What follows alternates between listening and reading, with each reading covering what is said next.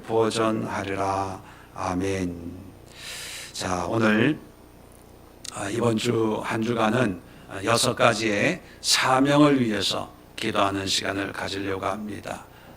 날마다 하나님이 우리에게 주시는 사명이 무엇이고 또 믿는 자들이 감당해야 될 사명은 어떤 모습인가를 놓고 기도하면서 코로나로 온 세상이 혼란한 가운데 있고 또 교회들도 믿는 사람들도 어떻게 신앙생활을 해야 될지 혼란과 혼동 속에 있을 때 하나님이 나에게 이런 사명을 주셨구나, 그걸 깨닫고 기도하고 또 이 시대의 그리스도인들이 이런 사명을 감당하는 그런 믿음의 용사들이 될 수 있도록 함께 중보하는 시간을 갖도록 하겠습니다.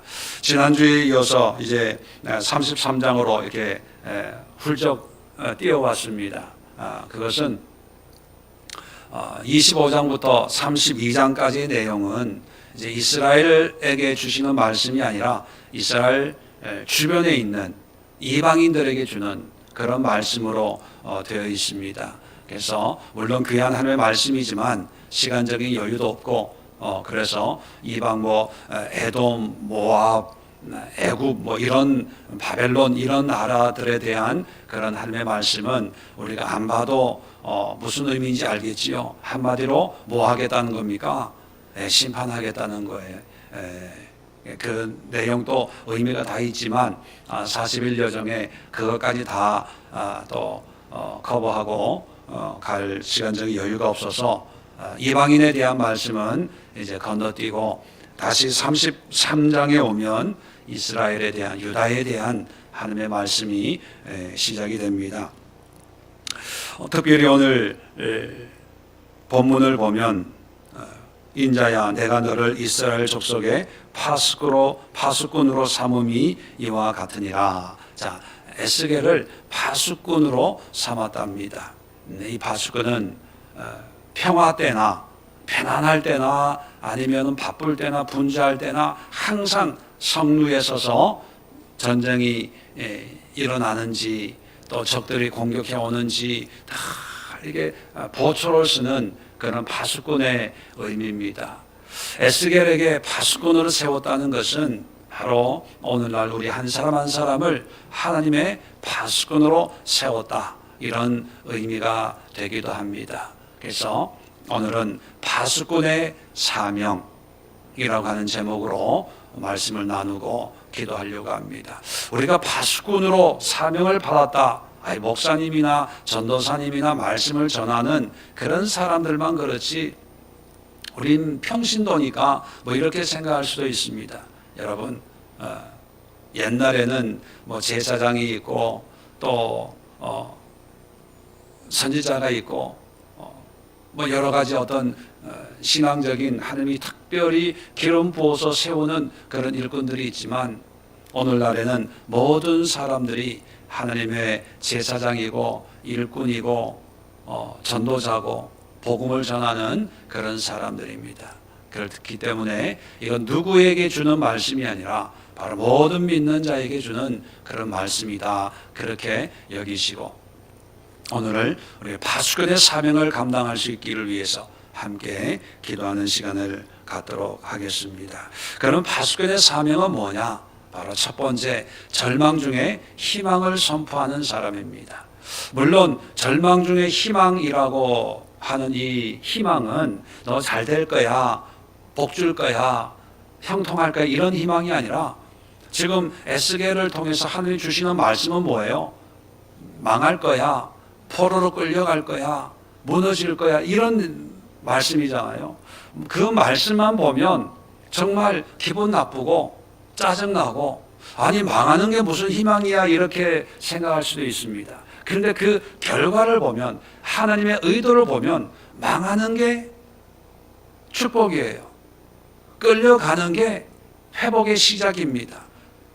아무런 일이 일어나지 않으면 그냥 그 자리에서 망할 수밖에 없는데 하나님의 말씀에 순종하십시오. 하나님의 뜻에 복종하십시오. 고난과 연단과 훈련 가운데 순종하여 그 어려움을 십자가를 지십시오. 이런 의미가 당장 듣기에는 기분 나빠요. 아니 복을 줘도 시원찮은데 무슨 뭐 고난을 받으라 그러냐. 그런데 파수꾼은요, 당장의 편안함과 안락함을 얘기해 주는 게 아니라 궁극적인 안전함, 궁극적인 승리, 궁극적으로 하나님이 우리에게 주시는 은혜와 축복을 누리게 하기 위해서 하나님 보시기에 혼이 나야 될 사람에게 이 혼을 감당하십시오 라고 하는 것이 그 사람에게 궁극적으로는 희망을 주는 것이요. 그래서 우리는 희망이라고 하는 단어만 생각하면 그냥 소망이 있고 기쁨이 있고 즐거움이 있고 기대가 되고 뭐 이런 좋은 그림만 생각하는데, 선지자 파수꾼은요, 그런 희망을 주는 것이 아니라 궁극적인 희망을 주는 그런 하나님의 일꾼의 사명을 감당해야 됩니다. 그래서 지금은 당장 듣기 싫어도 회개해야 됩니다. 지금은 기분 나빠도 교만합니다. 겸손해져야 됩니다. 지금은 내 모습이 아닌 것 같아도 당신의 신앙은 가식적이고 위선적이고 겉과 속이 다른 이중적인 그런 신앙입니다 라고 하는 그런 말씀을 선포하고 전할 때 그 결과는 하나님이 회복시켜 주시고 또 인도하시고 복을 주시는 그런 결과가 맺혀지기 때문에, 여러분 오늘날처럼 이렇게 암울하고 정말 믿음이 무엇인지 분별하기 쉽지 않은 이런 시대에 우리가 파수꾼의 사명을 감당한다는 것은요, 그래 나라도 하나님의 신실한 파수꾼의 사명을 감당해서 저 어둠 속을 사는 사람들에게 희망이 되어야지, 소망이 되어야지, 그런 마음가짐을 가지고 저들이 듣든 아니 듣든 기분이 좋아하든 좋아하지 않든 오직 하나님의 진리의 말씀을 선포하는 그런 파수꾼의 사명을 감당하는 오늘날의 그리스도인들이 되어야 된다는 것입니다. 이를 위해서 기도하시고요. 두 번째는, 그래서 이 시대의 희망이 뭐냐? 바로 하나님의 말씀입니다. 내 느낌이나 내 감정이나 내 생각을 전하는 것이 아니라 하나님의 말씀을 선포하는 그런 사람들이 파수꾼입니다. 좀 전에 말씀드렸지만 파수꾼은, 일반적인 파수꾼은요, 성에 이 창이나 이런 걸 들고 보초를 쓰면서 성 바깥에서 어떤 적들이 쳐들어오는지 안 오는지 늘 바라보는 사람이 파수꾼입니다. 그런데 에스겔에게 임명한 이 파수꾼은 적들을 살펴보는 게 아니라 누구를 살펴보는 거예요? 하나님을 살펴보는 거예요. 그러니까 하나님을 살펴보면서 뭘 보는 겁니까? 하나님이 나에게 주시는 말씀을 듣는 거예요. 하나님이 어떤 뜻과 계획을 가지고 있는지 크기에 늘 관심을 가지고 있는 거예요. 이게 파수꾼입니다. 편안할 때는 그냥 세상을 보고 있다가 문제가 터지면 하나님 응답해 주세요, 이게 아니라 편안할 때도, 사람들이 먹고 잔치할 때도 이 파수꾼은 늘 하나님을 바라보면서 오늘은 어떤 말씀을 주시는지, 하나님은 어떤 계획을 가지고 있는지 그것을 바라보는 그 파수꾼이거든요. 그래서 우리가 두 번째로 기도해야 될 우리 사명에 대한 기도는, 하나님 날마다 하나님의 말씀을 듣게 하시고 말씀을 분별하게 하시고 하나님이 주시는 말씀에 귀를 기울이는 그런 파수꾼이 되어서 주님이 주신 말씀을 그대로 전하고 가르치고 선포하고 또 그렇게 살아내는 그런 이 시대의 파수꾼이 되는 그리스도인들, 우리 교우들 될 수 있도록 은혜를 달라고 그렇게 기도하도록 하겠습니다. 세 번째 파수꾼의 사명을 위한 기도는요, 하나님의 말씀을 전함으로 해서 궁극적으로는 어떤 결과를 맺기 위함입니까? 변화입니다. 오늘 8절 9절에도 아주 간단하게 가령 예를 들면 이렇게 예를 하나 하나님이 드셨어요. 자, 내가 악인에게 이르기를 악인아 너는 반드시 죽으리라 하였다 하자, 내가 악인에게 그 말로 경고하여 그의 길에서 떠나게 하지 아니하면 그 악인은 자기 죄악으로 말미암아 죽으려니와 내가 그의 피를 내 손에서 찾으리라. 자, 말씀으로 경고를 했는데 그의 길에서 떠나지 않는다는 건 뭐예요? 변화되지 않으면 그런 뜻입니다. 회개하지 않으면 죄 지은 사람은 그냥 그 죄로 멸망당하지만 내가 말 전하라고 한 그 사명을 가지고 있는 너는 그 말을 전하지 않으면 그 사람이 죽은 그 피값을 너한테 찾겠다는 거예요. 참 무서운 말씀이죠. 그 구절에는 반대예요. 떠나라고 이렇게 하나님의 말씀을 전해도 안 듣고 그냥 허랑방탕해서 그냥 세상적으로 살다 죽으면 그냥 그 사람은 그 죄로 죽지만 너는 아무 영향이 없다는 거예요. 왜? 말씀대로 전했으니까.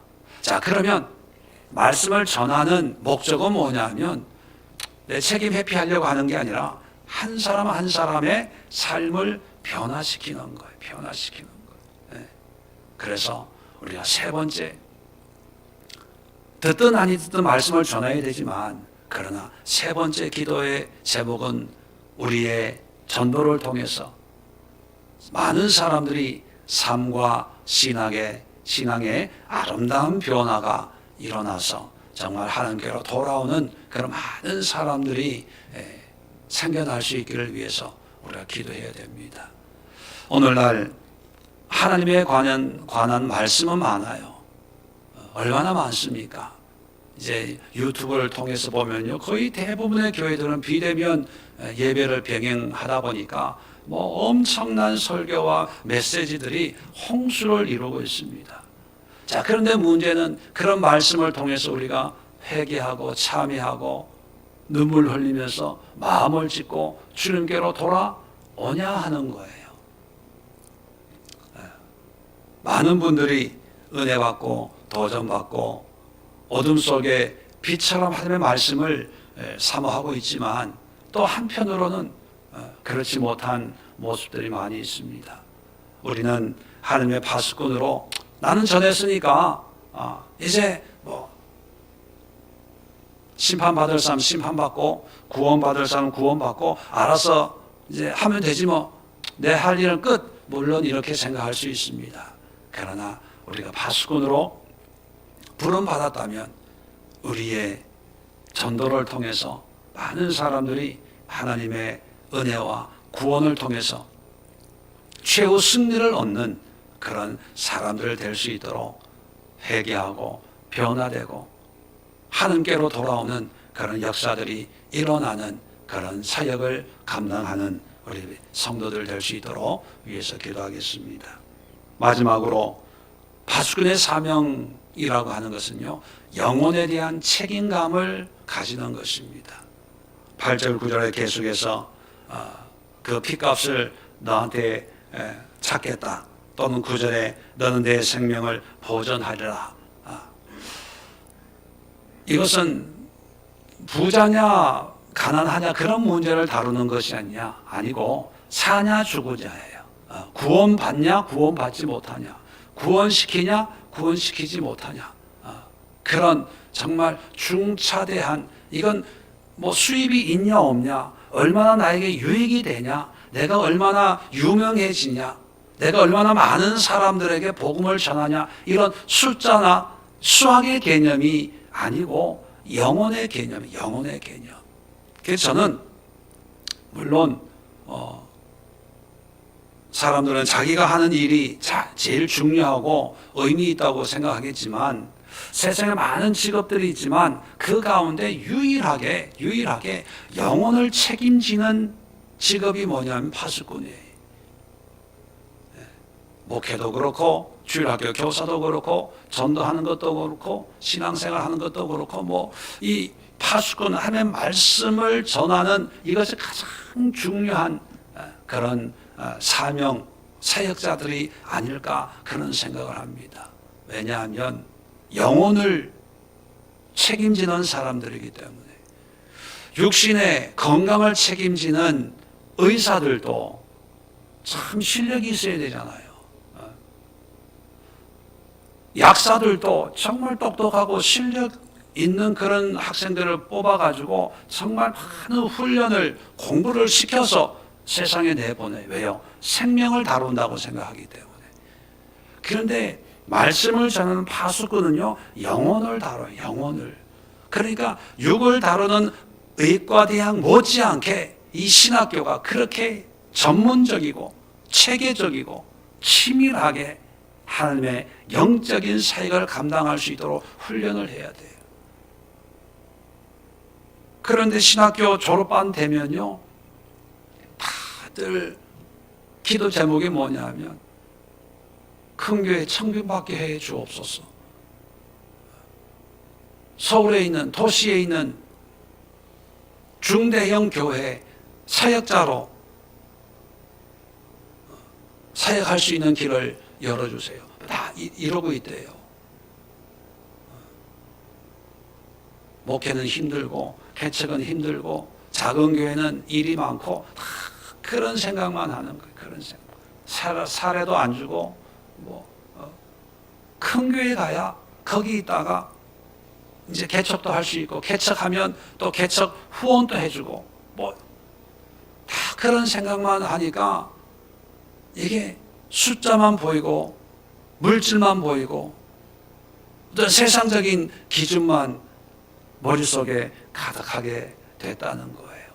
여러분, 파수꾼은요, 영혼에 대한 뜨거운 사랑과 막중한 책임감을 가지고 내가 전하지 않으면 저 사람은 영원한 죽음을 맛볼 수 있어. 내가 전함으로 저 사람은 영원한 생명을 경험할 수가 있어. 그런 영혼에 대한 갈급함, 사랑, 뜨거움, 책임감이 있어야 파수꾼의 사명을 감당할 수 있습니다. 그래서 이 시간 마지막으로 기도할 때 우리 그리스도인들에게 세상적인 물질적인 기준이 아니라 영혼에 대한 뜨거운 책임감이 회복될 수 있도록 그 사람이 가지고 있는 배경을 보는 것이 아니라 외적인 걸 보는 것이 아니라 그 영혼을 바라보면서 하나님의 말씀을 전하고 복음을 전하고 믿음으로 인도하려고 하는 그런 뜨거운 하나님의 일꾼들로 다시 한번 거듭날 수 있도록 하나님 우리에게 은혜를 주시고 우리 예수교회 성도들에게 파수꾼의 사명을 허락해 주시고 또 한국교회 또 세계 모든 교회 성도들에게 마지막 때에 하나님이 쓰시는 하나님의 백성들에게 파수꾼의 사명을 감당할 수 있도록 하나님 은혜와 믿음을 주옵소서. 함께 기도하는 시간 갖도록 하겠습니다.